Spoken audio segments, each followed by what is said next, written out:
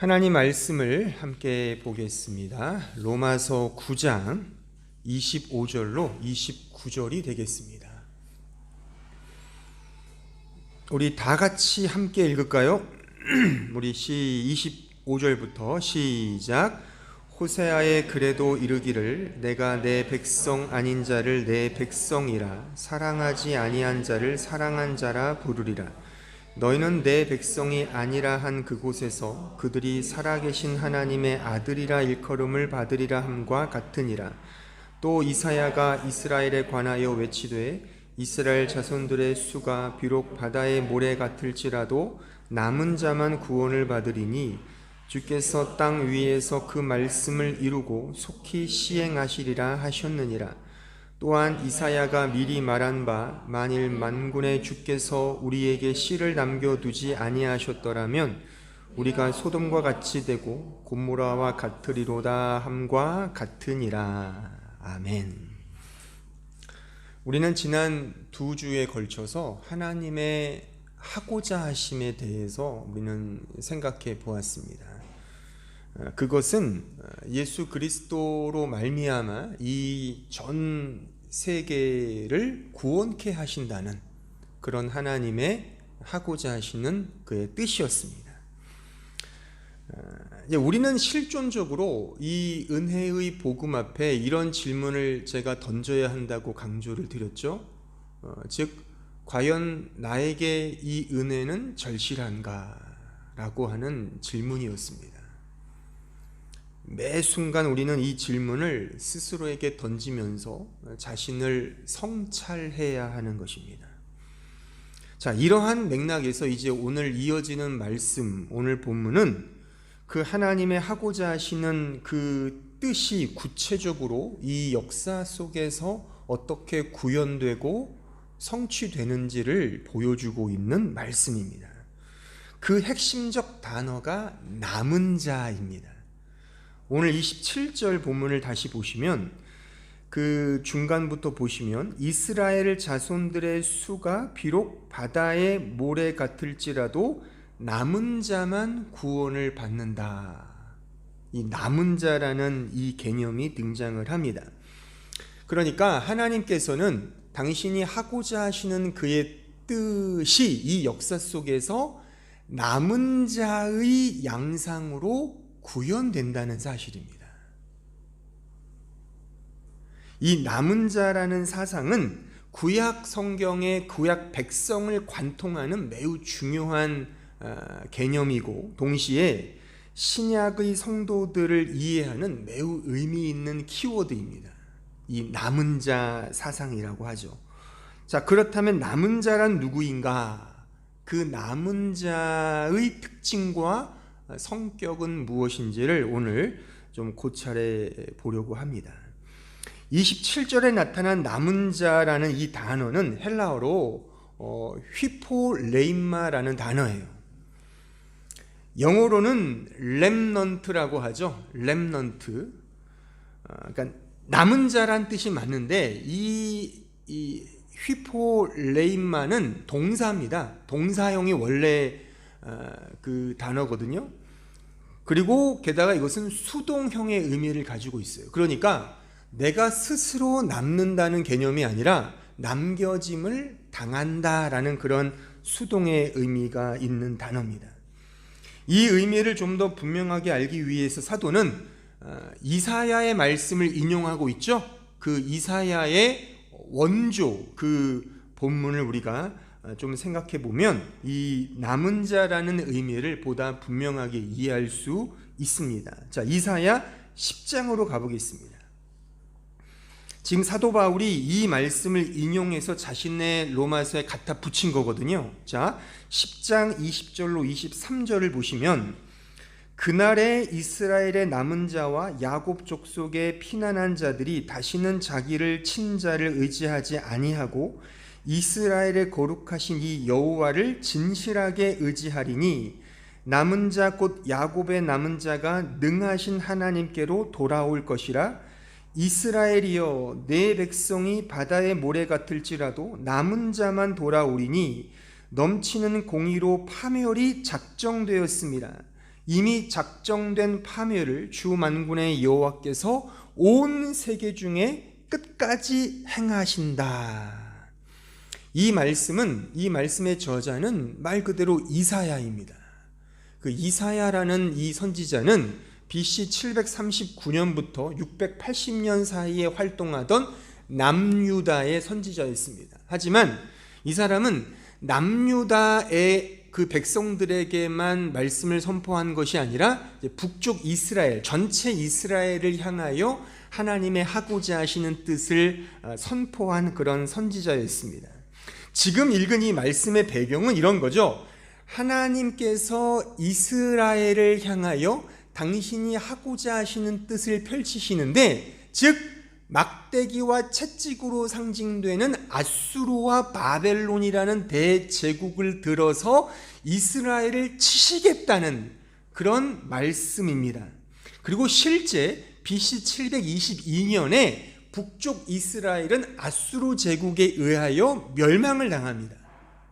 그 이후에 BC 586년에는 이 남쪽 유다마저도 바벨론 제국에 의하여 멸망을 당하죠.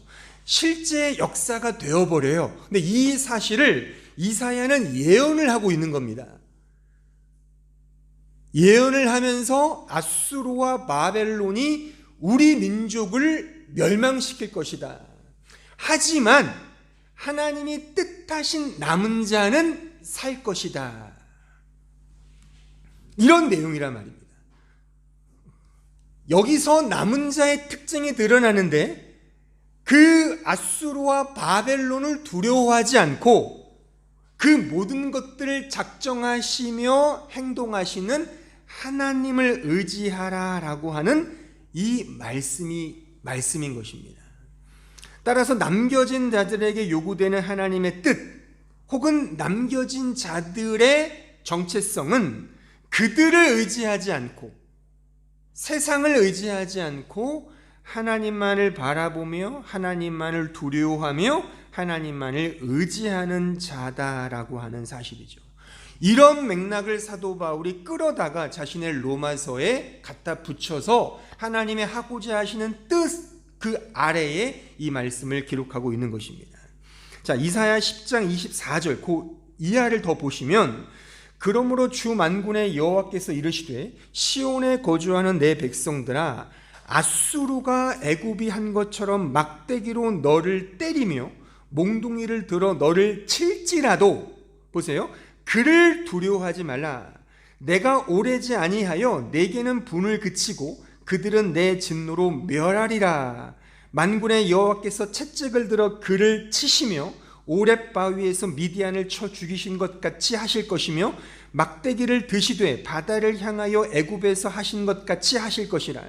그날에 그의 무거운 짐이 내 어깨에서 떠나고 그의 멍에가 내 목에서 벗어지되 기름진 까닭에 멍에가 부러지리라.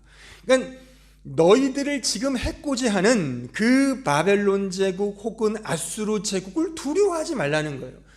다 두려워했거든요. 근데 남은 자들은 두려워하지 않았다는 거죠. 결론을 말하면. 따라서 남은 자의 특징과 그들의 성격은 오직 하나님을 바라보는 자, 그가 남겨짐을 당했다는 겁니다. 따라서 남은 자의 중요한 특징은 하나님을 의지하는 자입니다. 남은 자는 자기 자신을 의지하던 자리에서, 세상의 힘과 권세를 의지하던 자리에서 하나님을 바라보며 하나님을 의지하는 자로 옮겨진 자다라고 말할 수가 있습니다. 본래 인간은 하나님을 의지하지 않죠. 자신을 의지합니다. 세상의 힘과 능력을 의지하죠. 하나님이란 대상도 나에게 유리하거나 이익이 될 경우에만 의지하는 대상으로 한정짓습니다. 실상은 자기 자신을 의지하는 꼴이죠. 말은 하나님을 의지한다 하지만 나에게 유익하니까 하나님을 의지하는 척 한단 말입니다. 그게 우리 사실 인간의 본성입니다. 그래서 하나님은 그런 가운데에서 당신을 의지하도록 그렇게 만드신다는 거예요. 어떻게 해요? 아수르와 바벨론을 들어서 그들을 시험하시면서 그런 과정을 겪게 하시면서 너 그들을 의지했지, 그게 얼마나 소용없는 것인지 알게 됐지, 확인했지, 바로 내가 너가 오직 의지해야 할 그 대상인 거야를 확인시키신다는 사실입니다. 하지만 인간이 이걸 몰라요. 주어진 은혜, 주어진 사실도 다 내가 잘나서 얻은 것으로 이해합니다. 우리가 성경을 통해서 확인하는 게 이런 거 아닙니까? 그러니까 성경에 등장하는 모든 인물들은 다 이런 예들인 겁니다. 하나님의 은혜를 감쪽같이 잊어버려요. 다 내가 한 줄로 착각한단 말이죠. 대표적인 인물이 다윗이죠. 사무엘하 24장 1절에 가보십시오. 여호와께서 다시 이스라엘을 향하여 진노하사 그들을 치시려고 다윗을 격동시키사 가서 이스라엘과 유다의 인구를 조사하라 하신지라. 이 말씀은 매우 논란이 많은 말씀 중에 하나예요. 왜냐하면 다윗이 왕으로서 인구를 조사하는 것과 하나님의 진노와의 상관관계가 뭐냐 이겁니다. 아니, 인구를 조사한 것과 하나님이 진노를 내리시거든요. 왜? 이게 왜? 뭐 때문에? 그래서 어떤 구약학자들은 이것은 뭔가 짜집기 할 때 잘못된 거야 라고 이렇게 주장하는 사람도 있습니다. 하지만 그 실마리가 그 다음 3절에서 등장을 합니다. 24장 3절을 보세요. 요압이 왕께 아뢰되 이 백성이 얼마든지 왕의 하나님 여호와께서 100배나 더하게 하사 내 주 왕의 눈으로 보게 하시기를 원하나이다. 그런데 내 주 왕은 어찌하여 이런 일을 기뻐하시나이까 하되, 여기에서 약간의 실마리가 나오죠. 이런 겁니다. 아니, 그러니까 요압이라는 사람은 다윗의 신복이었거든요. 그러니까 하나님이 다 해주신 것 같은데 왜 이것을 눈으로 확인하려고 하십니까? 이런 말이잖아요. 그러니까 이런 말 속에서 우리가 추측할 수 있는 것은, 분명히 추측할 수 있는 것은, 왜 하나님이 하신 것을 당신이 확인하려고 하십니까? 이것은 다윗이 순간이든 계속적이든 지금 자기가 이룬 이 모든 것들이 내 공로라고 그가 생각하게 되었다는 사실을 보여주는 겁니다. 즉 인간의 교만을 의미한단 말입니다. 그러니까 하나님이 은혜로 주신 것마저도 내 힘으로 이루었다고 확인하고 싶어 하는 거죠. 아담 이후 선악과를 입에 문 모든 인간은 하나같이 자기 의를 쌓고자 혈안이 되어 살아갑니다. 이것이 인간의 변함없는 마음이에요. 또 하나님은 이 사실을 아십니다. 그 사실을 아시기에 하나님께서 택하신 백성들을 남겨놓으실 때 꼭 하시는 방식이 뭐냐면 막대기와 채찍을 들어서 그들을 그 고된 고난과 역경을 통과하게 하시어 내가 의지하고 믿었던 것에 배신을 당하게 하시거나 오히려 더 역경에 몰게 하십니다. 그거를 직면케 하십니다. 그래서 내가 믿었던 것이 아무런 가치가 없구나를 그제서야 확인하여 이 모든 것들을 작정하시며 이루시며 계획하시며 성취하시는 하나님을 오롯이 바라보게 하신다는 사실입니다. 내 자신을 의지하여 내가 다 할 수 있어 라고 하는 데서 오직 하나님이 도와주셔야만 되는군요로 가게 한단 말입니다. 이런 점에서 이 세상에는 딱 두 종류의 사람밖에는 없습니다. 하나는 자기 스스로 사는 자입니다. 자기 힘으로 사는 자입니다. 다른 하나는 하나님의 도우심을 따라 사는 자입니다. 여러분들은 어디에 속하십니까? 그냥 종교인으로 생각하지 마시고 진짜 내가 구원 얻는 것만이 아니라 나의 일거수일투족 모든 삶 속에 하나님의 도우심이 없으면 나는 살 수 없습니다로 사시는가? 아니면 내 스스로 잘할 수 있어요로 살아가느냐? 전자는 죄인이겠죠.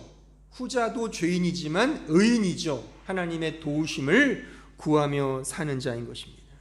주님은 이 사실을 다음의 비유에서 이렇게 좀 더 자세하게 우리에게 가르쳐 주십니다. 누가복음 16장 19절에 가보세요. 한 부자가 있어 자색 옷과 고운 베옷을 입고 날마다 호화롭게 즐기더라. 그런데 나사로라 이름하는 한 거지가 헌데 투성이로 그의 대문 앞에 버려진 채 그 부자의 상에서 떨어지는 것으로 배불리려 하매 심지어 개들이 와서 그 헌데를 핥더라. 우리가 잘 아는 부자와 거지 나사로의 비유의 이야기입니다. 그런데 여기에 부자로 상징되는 사람은 돈이 많은 자가 1차적으로 아니에요. 그럼 부자는 다 구원 못 받습니까? 그런 게 아니란 말입니다. 여기서 부자로 상징되는 자는 돈이 많은 것을 가리키기보다 자기 스스로 모든 것을 이룰 수 있다는 자의 상징적 의미입니다. 그러니까 영적으로 우리는 해석을 해야 되는 것이죠. 그러니까 하나님 없이도 스스로 부족할 것이 없는 자가 부자인 거예요. 하나님 없이도 난 모든 것을 할 수 있어요 하는 자가 성경이 말하는 부자예요. 민중신학에서 말하는 그런 돈 많은 부자는 아닙니다. 자본가, 부르주아 그런 거 아니에요. 그럼 저 같은 사람은 구원 못 받습니까? 농담이었습니다. 제가 부자는 아닌 건 다 아시잖아요. 우리 모두는 다 구원받냐? 그런 게 아니죠. 우리 모두가 부자일 수 있죠. 우리 모두가. 반면에 거지 나사로는 반면 돈이 없는 자도 아니에요. 이거는 돈이 없어서 거렁뱅이로 살아가는 자는 다 구원받습니까? 하나님 없이는 아무것도 할 수 없어요를 고백하는 상징이란 말입니다. 자, 여기에 참 재밌는 소위 워드플레이, 이렇게 단어적인 게 있는데, 그러니까 성경은 단어 하나하나도 다 어떤 의미를 우리에게 보여주거든요. 여기에 나사로는 이게 고유명사로 어떤 사람의 이름을 지칭하는 거기도 하지만 이게 비유잖아요. 예수께서 이 비유를 만드신 거란 말입니다. 그러니까 왜 나사로란 이름을 지었을까요? 이 나사로가 라자로스라는 이 헬라어 발음이거든요. 근데 이것을 히브리식으로 히브리어로 표기하면 엘아자르가 돼요. 엘아자르. 엘이 하나님이죠. 이걸 직역하면 God has helped가 되는 거예요. 하나님이 도우셨다가 됩니다. 엘아자르가. 그 뜻 자체가.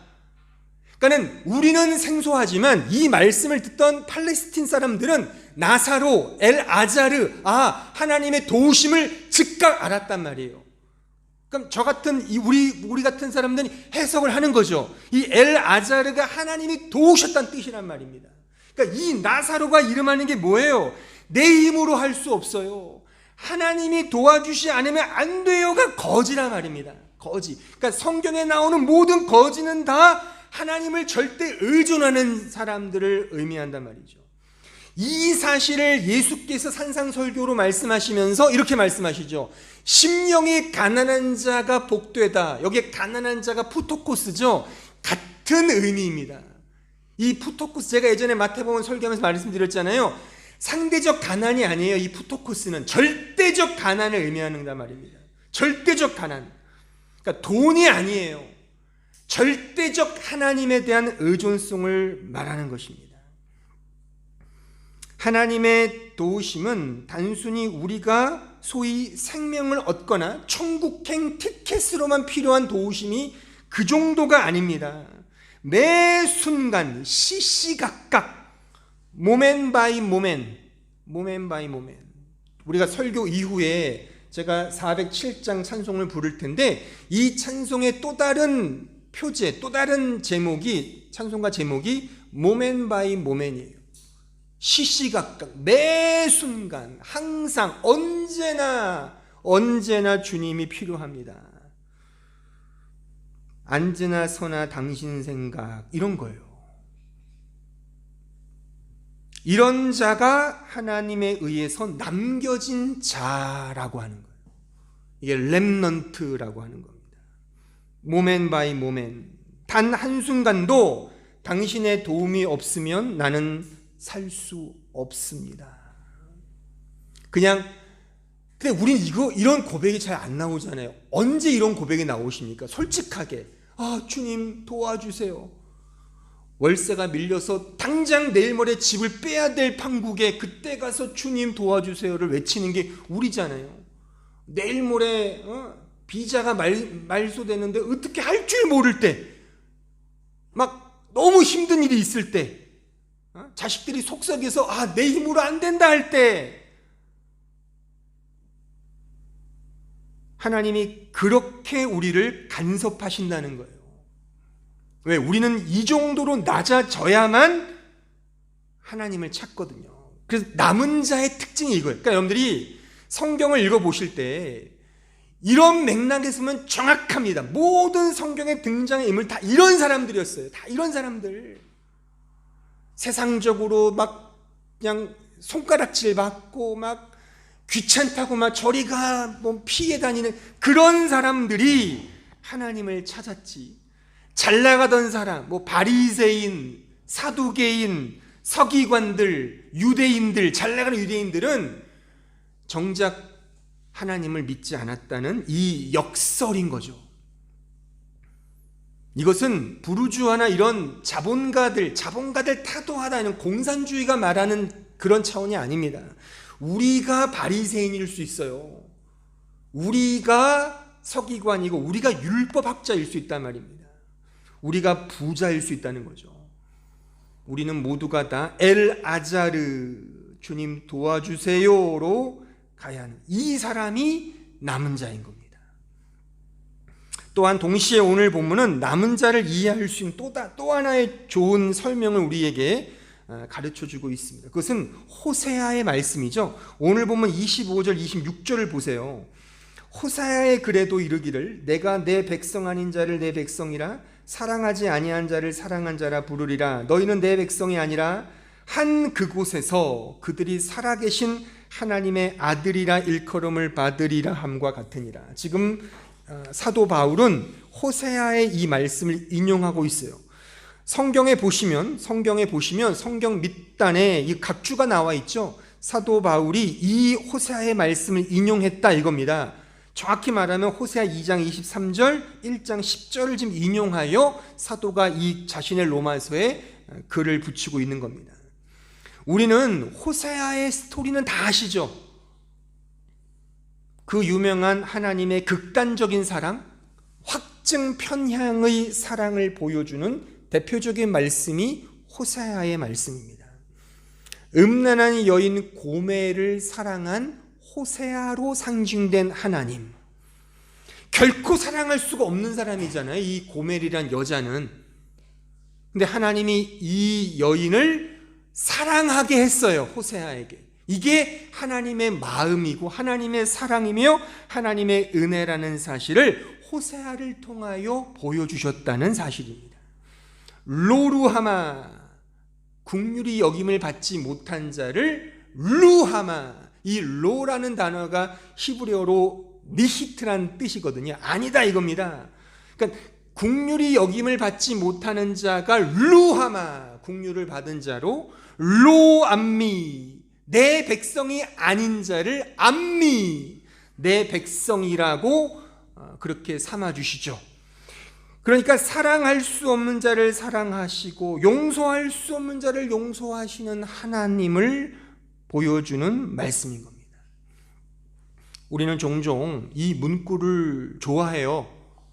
사랑할 수 없는 자를 사랑하고 용서할 수 없는 자를 용서하자.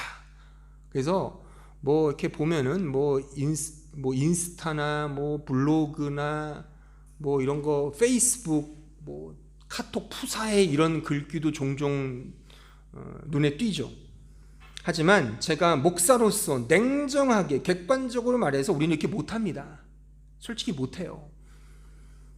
우리는 사랑과 용서는 거의 이해관계에 따라 행해요. 솔직히 그래요. 우리는 나에게 뭔가 이해가 되거나 이해관계가 얼추 맞을 때, 또 이렇게 했을 때 뭔가 내가 으쓱하게 올라갈 때 우리는 사랑하고 용서하는 경향이 강합니다.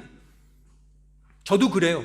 저도 안 돼요. 도저히 안 되더라고요. 이게 아무리 뭐 예수의 사랑해도 이게 늘 회개합니다. 왜 이렇게 안 될까? 왜 이렇게 안 될까? 이것은 하나님이 행하시는 거예요. 하나님이 로루하마를 루하마로, 로암미를 암미로 하신다. 이게 호세아의 핵심 메시지거든요. 그러니까 하나님이 그렇게 우리를 사랑하시고 은혜를 베푸신다는 거예요. 사랑할 수 없는 자를 사랑하시는 하나님, 백성 아닌 자를 백성으로 삼으시는 하나님, 은혜 받을 만한 자격이 없는 자를 은혜로 품어주시는 하나님 아버지의 마음을 우리는 이해할 수, 이런 자가 남은 자라는 겁니다. 이 진리를 신약 성경은 이렇게 우리에게 설명합니다. 로마서 4장 4절로 8절을 보세요.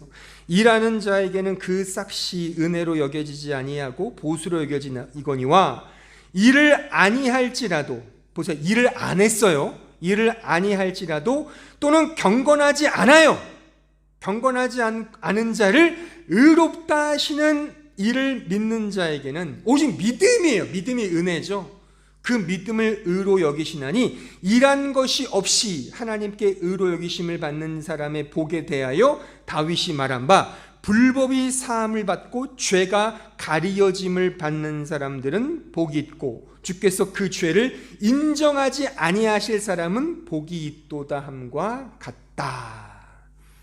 제가 이 본문을 설교하면서 두 가지 중요한 단어를 예전에 제가 말씀드렸죠. 이 본문에서 중요하게 생각할 단어가 첫째, 로기조마이, 여겨지다. 두 번째, 에피칼립토, 가리워짐을 받는다, 이거예요. 우리에게는 그 어떤 조건도 없어요. 다 그 여겨짐을 당한 거고 특별히 가려진 거예요. 난 여전히 죄인이에요. 근데 하나님 그렇게 그냥 사랑으로 입혀주신 거예요. 여전히 나에게는 죄가 있고 나에게는 불법이 막 튀어나와요, 여전히. 근데 그것을 그냥 없애주신 것이 아니라, 그렇게 이해하면 안 됩니다, 여러분들. 내 안에 있는 죄가 없어지는 게 성화가 아니에요. 늘 있어요. 근데 하나님 그게 감춰주신다는 거예요. 에피칼립토하게. 나를 보면 여전히 소망이 없어요. 여전히 지금도 나를 보면 소망이 없어요. 난 왜 이 모양이지? 나를 보면 늘 의심이 돼요. 그런데 주님을 바라보는 거예요. 주님의 에피칼립토의 은혜. 그러면 그 은혜로 소망이 되는 거죠. 소망 없는 자가 소망이 되는 거예요. 로루하마에서 루하마가 되는 거죠. 사랑할 수 없는 자는 여전히 나의 실존이에요. 근데 하나님이 그냥 로기조마이, 여겨주시는 거예요. 이 역설이 우리의 실존이며 은혜를 이해하는 핵심 설정입니다. 이것은 성경에서 이런 하나의 그림 같은 예로 제가 좀 설명해 드리면 쉽게, 거룩한 성막을 지었던 주 재료 나무가 뭔지 아십니까? 성막을 지을 때 하나님께서 그 나무를 써라, 그 나무를 써라. 그 나무가 어떤 나무인 줄 아세요? 조각목이에요. 조각목, 씨띠 나무라고도 하고 우리로 말하면 아카시아 나무예요. 이 조각목, 아카시아 나무가 얼마나 불필요한 줄 아십니까, 여러분들? 제가 아카시아 나무 하면 떠오르는 게 군대 있을 때예요. 그 제초 작업할 때 아주 수두룩해요, 산에. 얘는 안 심어도 나요, 그냥. 근데 아카시아 나무 아시죠? 가시가 있는 거 아시죠? 제초 작업할 때 엄청 힘들어요. 그리고 단단하기는 이를 데 없어요. 엄청 단단해요.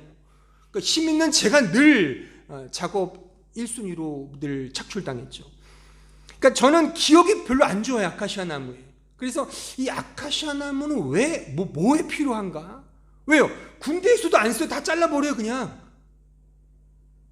근데 나중에 성경을 보니까 이 조각목이 아카시아 나무인 거예요. 그리고 거룩한 성막을 지을 때 이 아카시아 나무로 사용했다는 사실입니다. 가시도 많고 단단하기 이를 데 없는 이 나무를 그냥 쓰는 게 아니에요. 성경에 보면 조각목에 뭘 하죠? 조각목에 금을 덧칠을 해요. 금을 덧입어요. 금을 발라요. 그래서 그것을 거룩한 성막의 중요한 도구들로 다 만들었다는 사실입니다. 매우 중요한 영적 의미가 담겨져 있습니다. 우리는 모두 조각목들이에요. 가시가 나 있고 그 가시가 다른 사람을 찌들잖아요. 막 또 단단하게 이를 데 없는 완악함이 있어요. 안 바뀌어요. 그런 가시투성이, 그런 완악한 조각목 같은 우리들에게 하나님은 금으로 입혀주시는 거예요. 에피칼립토, 예수 그리스도의 피를 입혀주시는 거죠. 그래서 나를 의롭다고 여겨주시는 겁니다. 이게 하나님의 크신 사랑과 은혜가 아니고 무엇이겠습니까? 이게 남은 자예요. 이 은혜와 사랑을 알고 그래서 하나님 도와주세요 엘 아자르를 외치는 사람이 남은 자인 겁니다. 오늘 보면 28절에 보면 주께서 땅 위에서 그 말씀을 이루고 속히 시행하신다. 이 일을 하나님이 행하신다는 겁니다. 지금도 행하고 계십니다. 하나님께서 당신의 백성, 택한 백성을 엘 아자르하게 하시고 에피칼립토 하셔서 그렇게 이루십니다. 우리 입에서 하나님 도와주세요를 받아내시고, 나는 죄인, 나를 보면 소망이 없지만 예수의 피를 보면 소망이 있는, 오직 은혜만을 바라보는 자로 나를 만들어 가신다는 사실입니다. 하나님은 사랑할 수 없는 나를 사랑하시는 하나님의 하나님 되심이 오롯이 드러나게 하기 위해 신자인 나를 사랑할 수 없는 자구나를 자인케 하십니다. 아세요? 그러니까 제가 그냥 하는 말이 아니에요. 우리 목사님은 나를 너무 이렇게 올가매고 막 자존감이 없게 만든다, 이런 사람은 아직 이 말씀의 핵심을 이해하지 못한 거예요. 그런 맥락이 아니에요. 이것은 하나의 도움닫기입니다. 그걸 통해 하나님 당신만이 필요합니다로 가게 하는 하나님의 은혜의 과정임을 좀 이해하셨으면 좋겠어요. 그러니까 내가 사랑받을 수 없는 자임을 자인하는 자리로 나를 끌고 가신다는 사실입니다. 그럴 때 하나님의 그 크신 사랑을 오롯이 오직 그의 은혜만이 나의 전부구나를 우리는 고백하게 된다는 거예요. 하나님만을 의지하도록 하기 위하여, 즉 나를 도와주세요 엘 아자르를 고백하기 위하여 막대기와 채찍을 우리 인생에 주신다는 사실이에요. 그래서 우리의 환경과 여건이 고되고 힘든 연속인 겁니다. 여러분들,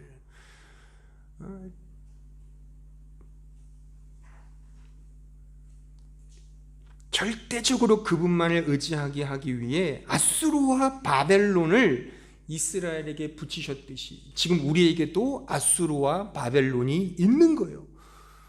그런 막대기와 채찍을 경험한 자요 복되도다. 저는 이렇게 외치고 싶습니다. 이렇게 말하는 저도 막대기와 채찍은 좋아하지 않아요. 이게 역설이죠. 하지만 이렇게 하나님이 남은 자를 만드신다는 사실입니다. 이 하나님을 믿자고요. 어떻게 역사하실지를.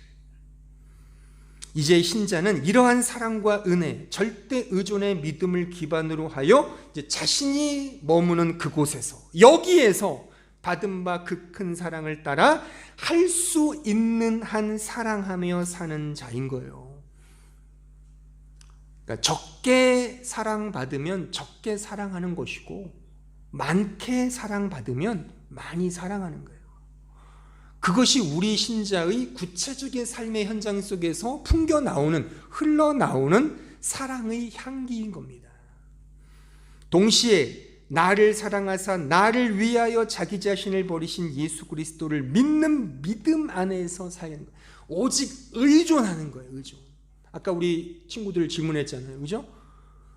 기도의 유용은 하나님을 의지하는 거예요. 다른 거 아니에요. 글을 쓸 수도 있고 고백할 수도 있고 그냥 누워서 할 수 있고 아무 상관없어요. 중요한 건 내가 하나님을 의지하느냐 그거예요. 의지하지 않고 형식적으로 기도한다? 지금도 그러잖아요. 유태인들은 저 통공의 벽에서 막 어이 무슨 상여 당하는 것도 아니고 그게 뭐 하는 거예요 그게? 아무 의미 없어요. 그거는 누가 그렇게 한들 그 아무런 의미 없습니다. 중요한 건 지금 제가 설명한 이 내용이에요. 하나님을 엘아자르하고 에피칼립토로 인정하면서 오직 하나님만을 믿는 믿음 안에서 의존하는 것, 이게 남은 자의 삶인 것입니다.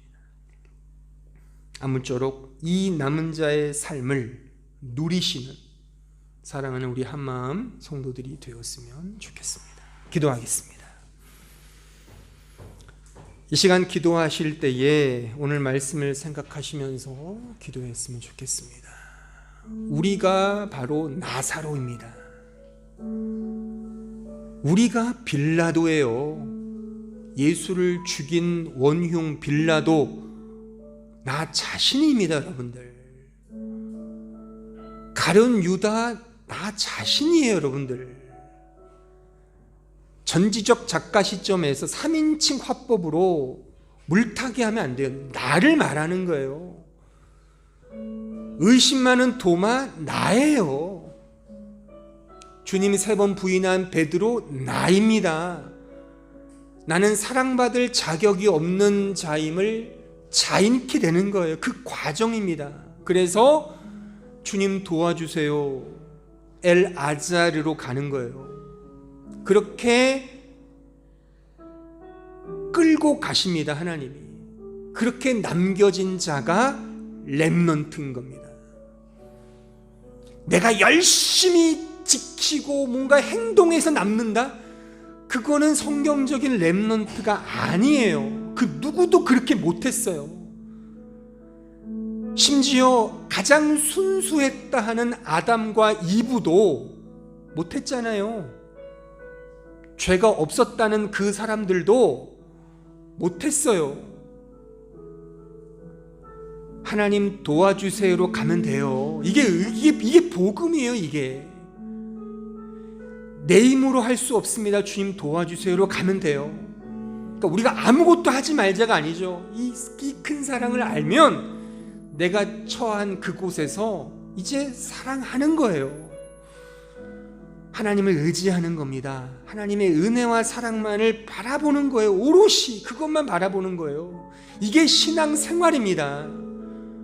우리 신앙생활은 언제나 실패투성이일 겁니다. 실패투성이에요.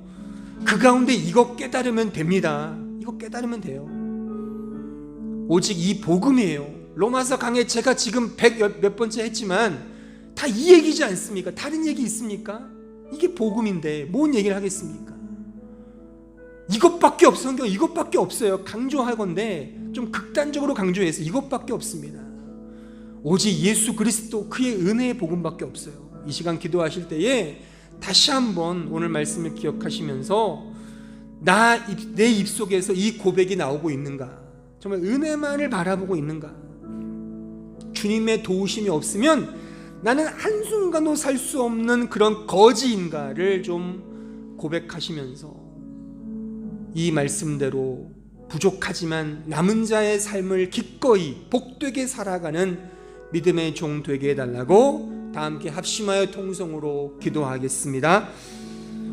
은혜로우신 주님, 저희도 오늘 말씀을 통하여 남은 자의 그 정체에 대해서 확인했습니다. 하나님, 저희들 참 교만하고 연약하고 부족한 자이들입니다. 주님 불쌍히 여겨 주옵소서. 이 부족한 종 불쌍히 여겨 주셔서 사랑도 없고 은혜도 모르는 이 죄인 불쌍히 여겨 주시고 오직 하나님의 이 극단적인 사랑, 확증 편향의 사랑 앞에 내가 무엇으로 나아갈 수 있겠습니까? 오직 십자가만을 평생 붙들고 그 은혜만을 바라보며 믿음으로 나아가는 저희들 될 수 있도록 축복해 주시고 인도하여 주시옵소서. 예수님의 이름으로 기도합니다.